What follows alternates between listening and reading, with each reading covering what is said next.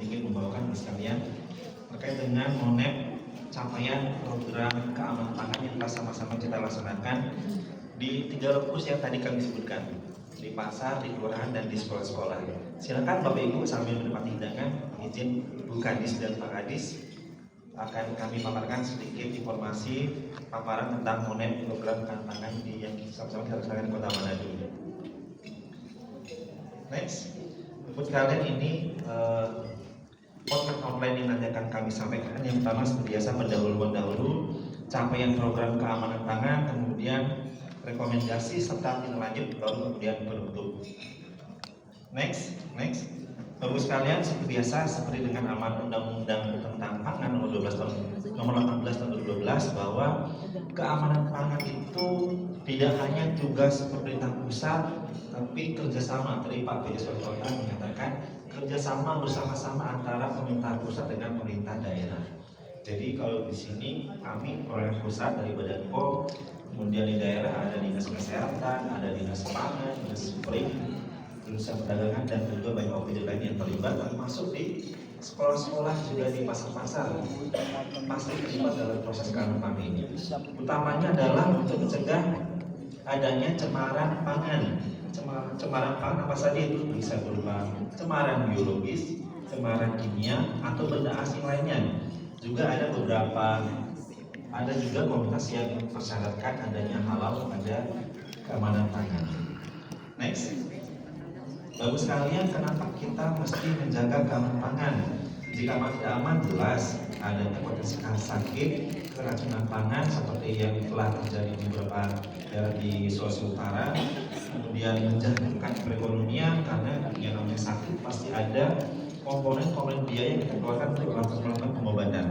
Kemudian pastinya industri pangan juga terdampak karena tercatat bahwa produknya menyebabkan keracunan. Terakhir, melemahnya kualitas generasi muda. Bapak sekalian, sekali lagi saya menekankan bahwa keamanan pangan adalah tanggung jawab bersama beberapa lintas sektor. Mungkin Bapak sekalian kemarin lagi ramai isu terkait anggur. Betul loh, anggur basket. Betul ya dibacanya begitu ya. Anggur impor dari China kalau nggak salah, Tiongkok, yang bermasalah di beberapa negara Asia seperti Malaysia, Thailand, dan Singapura.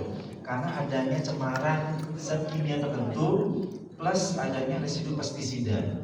Nah, Bapak sekalian, kalau kita melihat siapa yang bertanggung jawab atas keamanan pangan, khususnya buah-buahan, anggur basket tadi, Bapak sekalian, kerjasama kolektif kolaborasi antara Badan POM, Badan Pangan Nasional, Badan Karantina, Kementerian Pertanian berhasil menunjukkan bahwa keamanan pangan bukan hanya tugas dari Badan Pangan Nasional, bukan hanya tugas dari Badan POM, bukan hanya tugas dari Kementerian Pertanian, tapi multi sektor pengawasan ini. Tidak ada lagi level-levelan.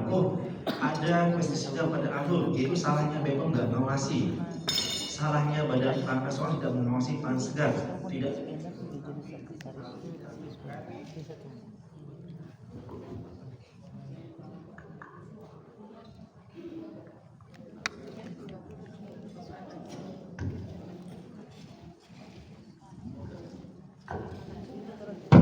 Wujudkan kolaborasi. Jadi beberapa komunitas sudah menunjukkan contoh yang baik bagi kita semuanya bahwa keamanan pangan itu dimulai dari produksinya, dari buah dipanen, dari buah dan sayur dimasak, dari panen siap saji, ataupun menjadi pangan diolah dalam kemasan yang menjadi tanggung jawab Badan POM. Ada pangan segar di bawah dinas pangan, di bawah Badan Pangan Nasional, ada pangan siap saji di dinas kesehatan, ada pangan dalam kemasan yang menjadi tanggung jawab dari Badan POM. Jadi banyak lintas sektor yang terkait dalam mengawasi keamanan pangan. Lanjut. Ada 5 pilar keamanan pangan. Ada ambil momen spesial biasa. 5 pilar keamanan pangan Bapak sekalian. Jadi 5 pilar ini yang sama-sama kita kuatkan menjaga kualitas keamanan pangan. Tidak hanya pangan Bapak sekalian, ini adalah berlaku untuk semua komoditi, baik obat maupun makanan. Dari pertama jelas pelaku usaha itu sendiri.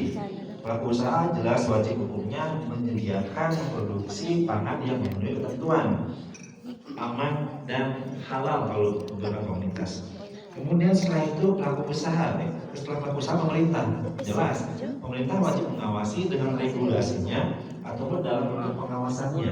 Yang ketiga, konsumen. Konsumen tidak boleh hanya pasif dalam konsumsi, tapi juga wajib untuk memahami bagaimana barang dikonsumsi ataupun keamanannya. Jadi kalau kalian punya jargon cek klik bagus sekalian, cek kemasannya, cek labelnya, cek izin edarnya, dan cek masa kadaluarsanya. Itulah yang selalu kami arahkan kepada konsumen untuk menjadi konsumen yang cerdas.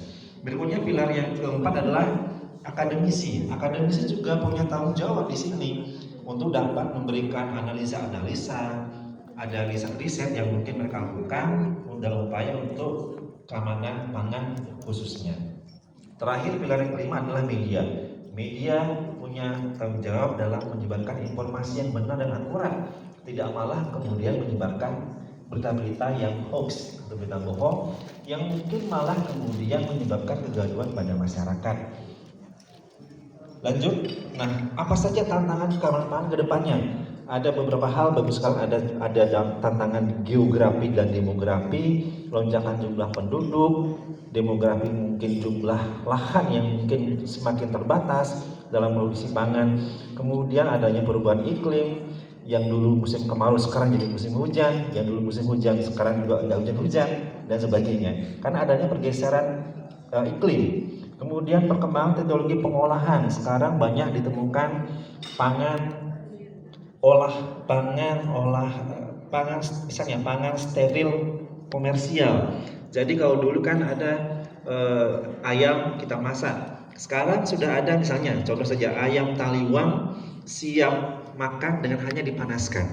Jadi sudah berkembang proses-proses pengembangan seperti itu. Kemudian pengawasannya multisektor, tidak hanya Badan POM, tidak hanya Dinas Kesehatan, tidak hanya Badan Pangan Nasional, tidak hanya Kementerian Pertanian, tidak hanya Badan Karantina. Kemudian perkembangan usaha dan industri makanan semakin banyak. Badan POM sekarang mengalami tantangan yang luar biasa besar karena pertumbuhan jumlah produsen pangan, distributornya yang semakin meningkat yang kami awasi. Ini berdampak pada risiko meningkatnya keamanan pangan kepada masyarakat. Terakhir, perkembangan teknologi dan sistem informasi. Bapak sekalian, saya contohkan, sekarang di beberapa negara Asia sudah banyak dijual daging rekombinan. Kita kalau mau makan ayam, kita potong ayam, kita iris dagingnya. Betul Pak Kadis ya? Sekarang sudah ada teknologi yang memungkinkan sel ayam dikembangkan tumbuh menjadi daging. Jadi kita makan daging ayam tidak perlu potong ayam. Itu sudah dijual Bapak sekalian. Ini di negara tetangga di Singapura sudah dijual daging ayam rekombinan yang dikembangkan dari satu sel ayam tanpa perlu kita memotong ayam hidup. Bagaimana rasanya saya tidak tahu Bapak sekalian.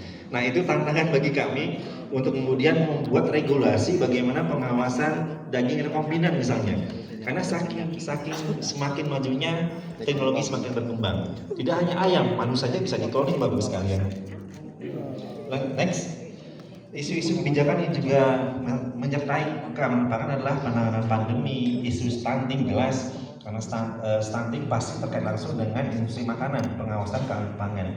Kemudian Sustainable Development Goals, kemudian target kita Indonesia Emas 2045. Tidak menjadi Indonesia Cemas 2045 karena bedanya satu huruf Bapak sekalian. Yang salah satunya adalah ada pada keamanan pangan. Next. Ini SPJMN saja. Kemudian isu masalah yang sekarang mulai muncul, masalah pertama adalah kekurangan gizi. Jadi ada kekurangan gizi, ada kelebihan gizi beberapa elemen. Kemudian ketiga adanya kekurangan elemen-elemen mikro. Masalah pertama adalah masalah klasik, yaitu kekurangan gizi yang menyebabkan stunting. Caranya bagaimana? Ya berarti meningkatkan asupan makanan kepada 1000 pertama kehamilan kalau nggak salah, stunting. Tidak setelah lahir ya ibu bapak sekalian, tapi pada saat anak dikandung oleh ibunya. Kedua, kelebihan gizi pada anak-anak terutama pada DGL, gula, garam, lemak. Jadi satu sisi ada yang stunting, kekurangan gizi. Yang kedua, ada kelebihan nutrisi khususnya pada komponen gula, garam, dan lemak. Ini juga menjadi concern dari Kementerian Kesehatan karena sudah banyak terjadi kejadian diabetes pada anak-anak karena konsumsi gula yang tidak dibatasi.